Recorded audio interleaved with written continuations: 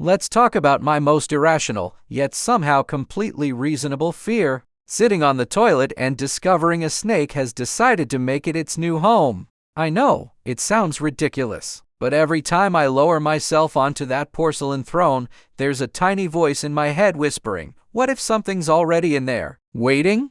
I blame the internet. One night, I was mindlessly scrolling when I saw a news headline, "Python found in family's toilet."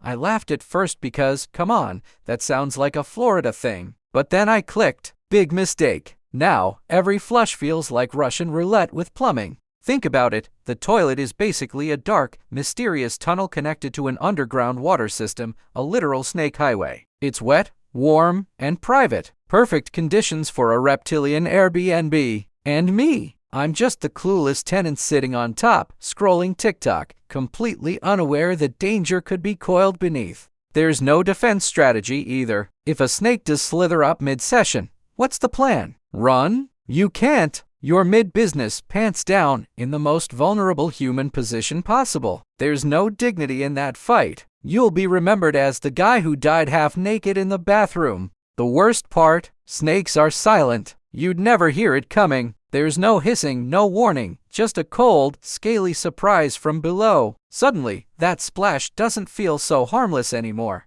And yet, every single person who's heard this fear laughs like it's nonsense. Relax, that never happens. They say, yeah, tell that to the hundreds of articles online, or the YouTube videos, or the poor Australian dude who had to call animal control because a python decided to bite him where no man should ever be bitten. So yes, maybe my fear sounds irrational, but in a world where snakes can climb, swim, and apparently hold grudges, is it really that crazy? I mean, if sharks can attack surfers and bears can open car doors, what's stopping a bored cobra from exploring the pipes? The truth is, every time I sit down, I perform a mini ritual, check the bowl, flush once, wait 3 seconds, then commit. It's the adult version of checking under the bed for monsters. Only this time, the monster has fangs and no respect for personal space. So next time you hear someone scream in the bathroom, don't assume it's because they ran out of toilet paper. It might just be nature reminding us who really owns the plumbing system. Until then, I'll keep my flashlight handy and my fears justified. Because honestly, the day a snake pops up from my toilet, that's the day I move out, permanently.